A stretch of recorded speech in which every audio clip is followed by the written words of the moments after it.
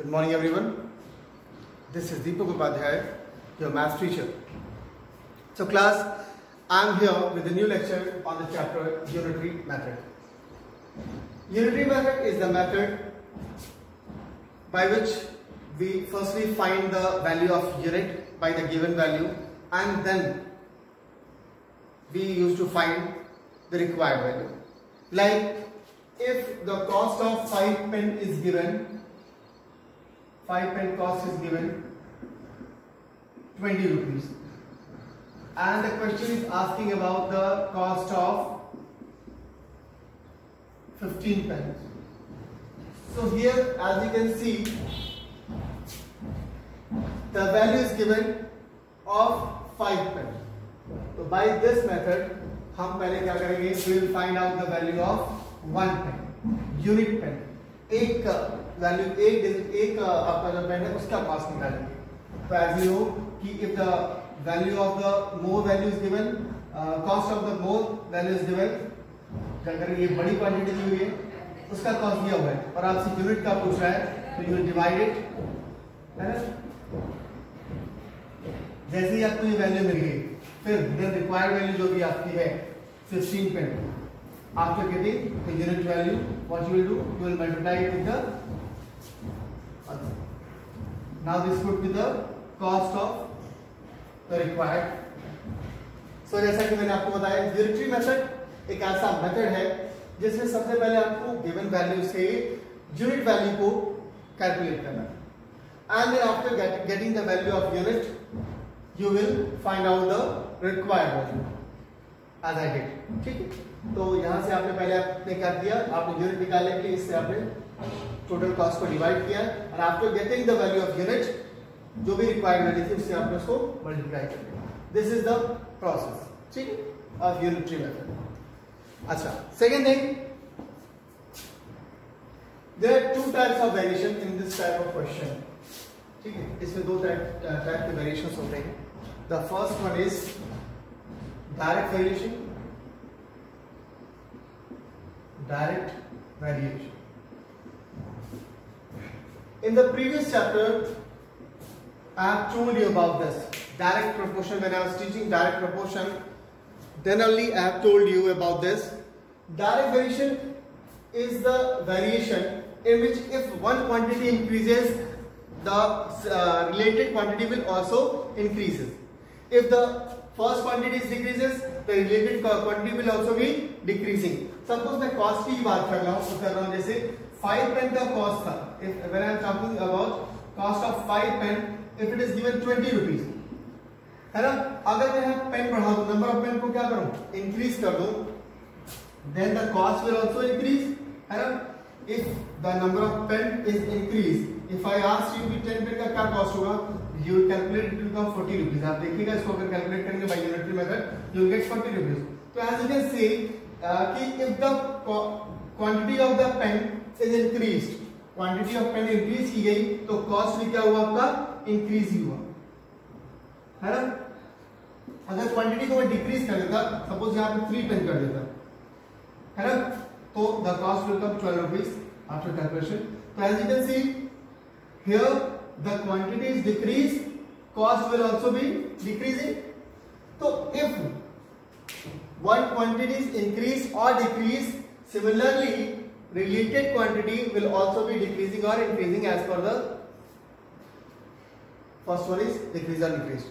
जैसे पहला हुआ है वैसे अनदर क्वांटिटी जो से रिलेटेड है वो भी इंक्रीज या डिक्रीज हो रही है.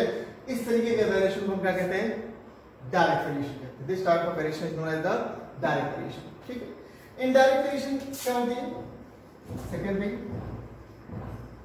Indirect variation. Indirect variation is the type of the variation. एक इसको समझिएगा, अगर आप समझ पाए तो इसको ध्यान दीजिएगा. Like 10 men are working, 10 men are working and the work is being completed into 20 days.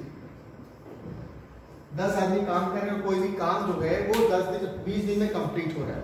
ठीक है, अगर ये 20 आदमी काम करने लगे तो, अगर 20 men are working, 28 men are working. अभी बात बताओ, जब 10 आदमी काम कर रहे थे, कोई काम को पूरा होने में 20 दिन लग रहा था, तो अगर हम नंबर ऑफ पर्सन बढ़ा देंगे तो काम जल्दी हो जाएगा कि लेट लगेगी, it will be completed soon, ये और जल्दी कंप्लीट हो जाएगा. I hope it will take 10 days, है ना, 10 दिन लगेगा. 10 minutes working, it was taking 20 days. अब नंबर ऑफ मिनट्स बढ़ा दिए, 20 कर दिए, तो 10 दिन में वो काम कंप्लीट हो जाएगा. तो here as you can see number of person increase, यहाँ पे ये इंक्रीज हुआ, बट नंबर ऑफ डेज क्या हो गया, यहाँ पे डिक्रीज हुआ, है ना. तो अगर रिलेशन में if you will compare this, if the one quantity is increased and another one is decreasing, as same way अगर this quantity is decreased, this will increases. जैसे अगर इसी में अगर मैं क्या करूं और कम कर दूं पर्सन्स को, मैं 10 आदमी को 5 आदमी को वर्क कराऊं, ठीक है, तो और ज्यादा टाइम लगेगा काम कंप्लीट होने में, है ना. तो this type of quantity where they are inversely proportional, this kind of quantity is known as the indirect variation. This type of variation is known as the indirect variation. In the previous chapter also I have told you, when two quantities are directly proportional to each other, means if one is increasing, another will also increase. If one is decreasing, another will also decrease. They are said to be in the direct variation. If they are inversely proportional, matlab if this one is increasing, another one will decrease. If this one is decreasing, this one will increase. This kind of property is known as the indirect variation. Okay? For this I have given you the ratios comparison, और उसमें एक formula मैंने generate करके दिया था. Suppose the quantity A1 is there, then the relation was B1, है ना. Now it is A2, then the relation is coming B2. तो for this, if this is the quantity relation, तो direct variation में जो formula होगा that would be A1 upon B1 equals to A2 upon B2. ये आपका मैंने direct variation के लिए फॉर्मूला बताया था. और इनडायरेक्ट वेरिएशन के लिए A1 B1 equals to A2 B2. Multiple of the quantities relations would be constant, और यहाँ पे रेशियोज उनके जो होंगे वो कांस्टेंट होंगे. ये आपका डायरेक्ट और इनडायरेक्ट वेरिएशन का कॉन्सेप्ट था. ठीक है.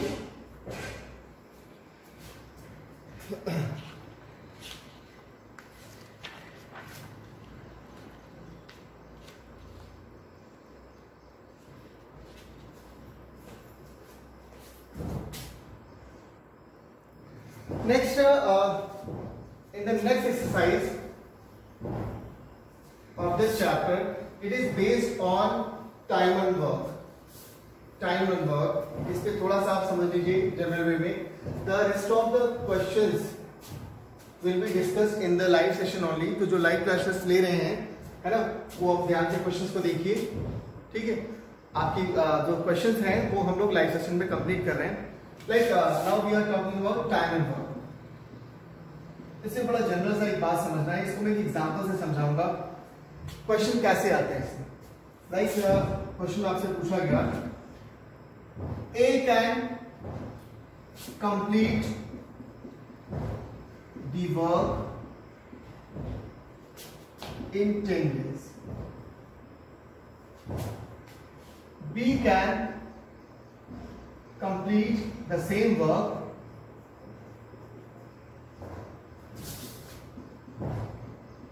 in 20 days. In how much time they will complete together? I am not writing, I am only speaking. In how much, चलिए लिख देता हूँ. In how much time they will complete the work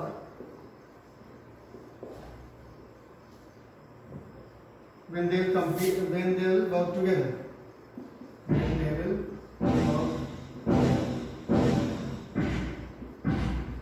मैंने इसको ऐसे क्यों लिया है इसको समझा देता हूँ.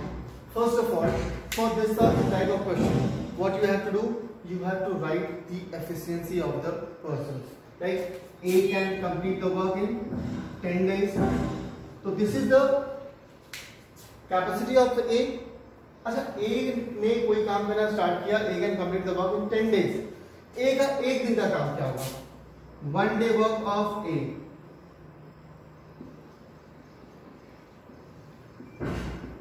अगर वो पूरा काम 10 दिन में करना है तो एक दिन में जो काम करेगा वो होगा 1/10.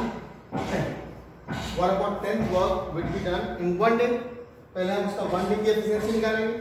As same way B can complete the work in 20 days ना। ऐसे भी अगर हम बात करें 1 day work of B, it would be 1/20 है। तो first of all before solving this type of question आप क्या करेंगे, उनकी एफिशिएंसी ऑफ 1 day निकालेंगे एंड अब उसके बाद प्रोसेस में चलेंगे। दे विल वर्क टुगेदर, दोनों मिलकर काम कर रहे हैं, तो if they are working together तो हम उनका क्या करेंगे, हमें उनका ये निकालना है, ठीक है, 1/a प्लस 1/b ये निकालना है।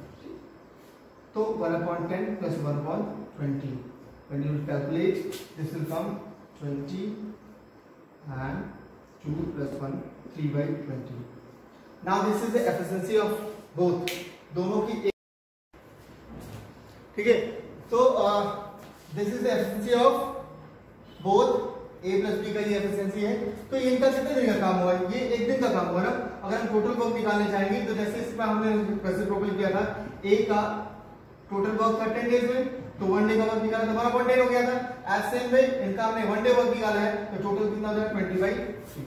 अच्छा, इसमें एक टाइप और क्वेश्चन आता है, suppose A and B are working together, मतलब A प्लस B दोनों पहले से काम कर रहे हैं 6 दिन में और A अकेला कर रहा है सपोज दैट कि 3 डेज में।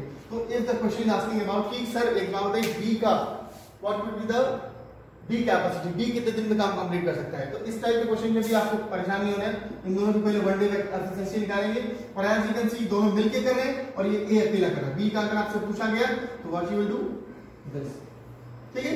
तो this is the process of solving these type of question. कभी कभार 3 का पूछ लेगा, तीनों का 3 लोग करते रहेंगे, A B and C, all the 3 are working together, तो आप A 1/a plus 1/b plus 1/c आप जैसे कर रहे थे सेम ही आपको तीसरा क्वेश्चन भी ऐसे कर देना, ठीक है। टाइम एंड वर्क के क्वेश्चन इस तरीके से आएंगे।